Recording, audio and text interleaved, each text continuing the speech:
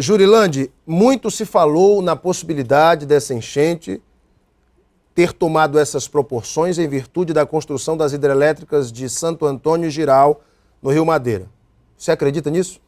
Não, eu acreditar, não tenho nenhum dado técnico que me dê essa condição de eu dar essa informação assim, acredito. Não acredito. Até eu acho que contribuiu. Isso tem que ser feito um estudo geológico e de engenharia. Essa questão de você falar de uma coisa que está acontecendo, as pessoas sempre colocam, sabe, e tem já uma pré-defesa sobre isso aí. Então, eu não acredito, piamente, que aconteceu alguma coisa. Contribuiu e tá, como é a primeira vez que tem essa proporção, esse alagamento da estrada, e que essa estrada, para quem caminha sempre daqui para Porto Velho, é uma estrada nova, é uma estrada que foi feita em cima de bases bem tranquilas. Agora, me preocupa, né, saber o que está acontecendo, da maneira que aconteceu. Então, eu vejo que não podemos afirmar isso assim categoricamente. O repórter Wesley Moraes, juntamente com os repórteres Sidney Torres, Josenir Melo, esteve lá em Jaci, Paraná, que é um município que fica cerca de 80, 100 quilômetros ali do centro de Porto Velho. Diferente de Nova Mutum, Paraná. Nova Mutum, Paraná foi um município criado, recriado, reconstruído, idealizado pela Energia Sustentável, o consórcio que construiu a usina de Jirau, e que está tudo ok. Agora, Jaci, Paraná, que já é próximo de Rondônia, está bastante atingida pela alagação. E ele me disse, o Wesley, que as pessoas acreditam que a enchente tomou essas proporções por conta das hidrelétricas. É um sentimento ali das pessoas em Jaci, Paraná.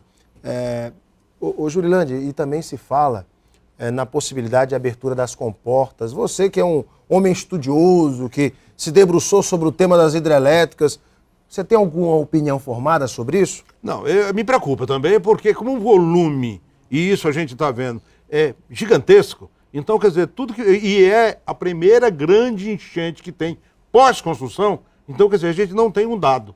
Eu receio, e isso, o que está sendo noticiado, é se isso acontecer, vier a acontecer, as consequências serão drásticas. Então, é claro que preocupa. É claro que tem muita coisa que a gente nem pode dizer, nem pode falar para não alardear e não provocar o pânico. Mas isso está sendo comentado. Em 1997, uma enchente dessas proporções aconteceu. Na época, o nível do Rio Madeira chegou a 17,52. Hoje o Madeira já ultrapassou essa cota. E na época, em 1997, foi a maior alagação da história do Rio Madeira, atingindo ali milhares de pessoas em Porto Velho e nos municípios próximos. Nós estamos vendo aí imagens, por exemplo, da balsa, né? Da atracação da balsa ali, imagens da nossa equipe da TV Gazeta, imagem HD que você acompanha. Olha só como é que tá, gente. Agora as imagens do nosso Gazeta Cóptero muito bem conduzido pelo Josenir Melo, e ali a reportagem do Wesley Moraes e toda essa brilhante equipe do Gazeta em Manchete. Ô Jurilande, quando a gente fala de abastecimento, nós dependemos muito da BR-364 e dependemos da construção dessa ponte sobre o Rio Madeira.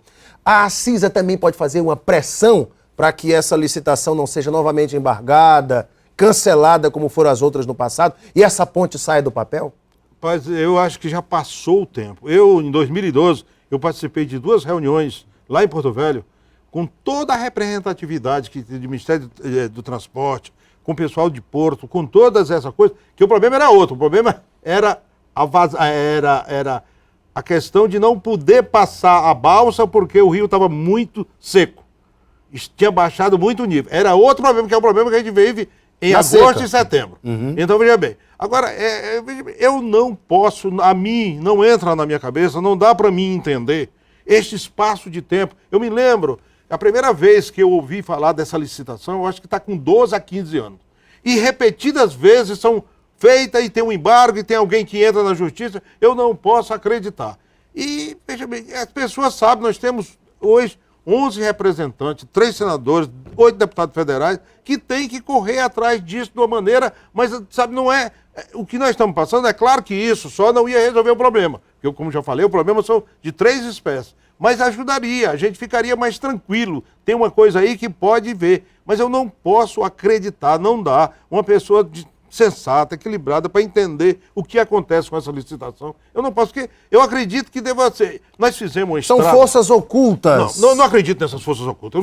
Eu não posso acreditar. Forças políticas que não querem que a ponte seja construída, Jurilândia. Nós gastamos um dinheiro, o BNDES financiou. Uma linda, mais linda quando a gente vai daqui pro Peru. Um negócio lindo pra caramba que tá lá e que tá todo mundo tentando usar. Aí você, para chegar, o grande movimento para chegar, você tem no meio do caminho... Uma balsa, um empecilho. Que evita com que... E, é claro, uma empresa, que a gente for falar de grandes investimentos no Acre, uma empresa, quando vai fazer um planejamento, ela vê toda a questão. Então, este planejamento passa pela dificuldade de locomoção.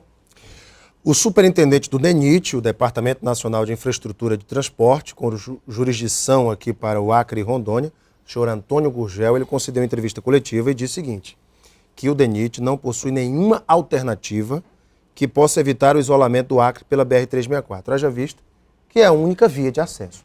Nós não temos uma ferrovia e, além da rodovia, por via aérea e somente. Ou pelos rios também, que seria o caso. Mas 90% das nossas cargas, eu diria até 95%, são transportadas via rodoviária.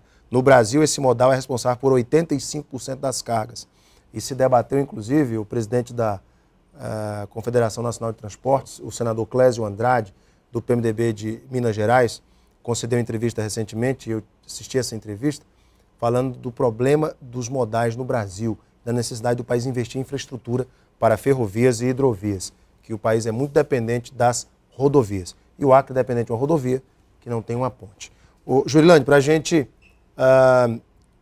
concluir, e para você que pegou essa entrevista na metade, vendo as imagens da alagação, tanto no Madeira quanto no Rio Acre, vamos retomar só para as pessoas que pegaram agora a entrevista do meio entenderem.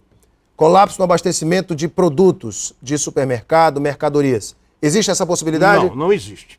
Eu quero dizer para a população que não é para acreditar em boato, para ver boato. Eu volto a dizer, já que o Alain fez uma volta da entrevista, Resumo. Eu quero dizer, eu falei agora, 1 hora atrás, falei com o Adem, falei com a doutora Márcia Regina, da Gabinete Civil, falei com o Najib, que é o presidente do Sindicato de Posto de Gasolina, falei com a Polícia Rodoviária Federal, lá em Rondônia, falei com o pessoal da Defesa Civil de Porto Velho.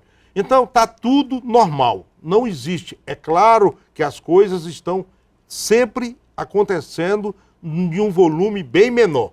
A estrada está transbordando. Os caminhões... Em alguns trechos. Os caminhões estão vindo de 6 da manhã às 6 da tarde. Estão fechando porque a estrada transbordando, transborda as pontes e remete a um cuidado excessivo à noite. Então, está acontecendo isso.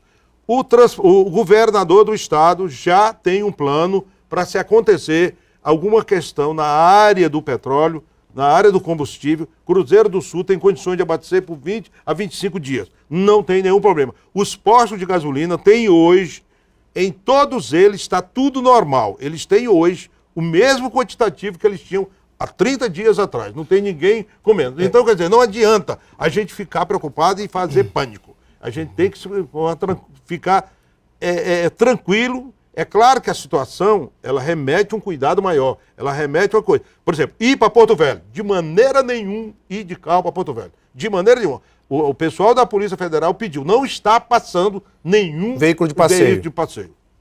Gente, tá aqui. Eu conversei com o Jurilândia Aragão, presidente da CISA. Jurilândia, obrigado pela tua Obrigado você. Sucesso para ti. Da mesma forma. Daqui a pouquinho nós voltamos para a sequência do Gazeta Entrevista. Até já.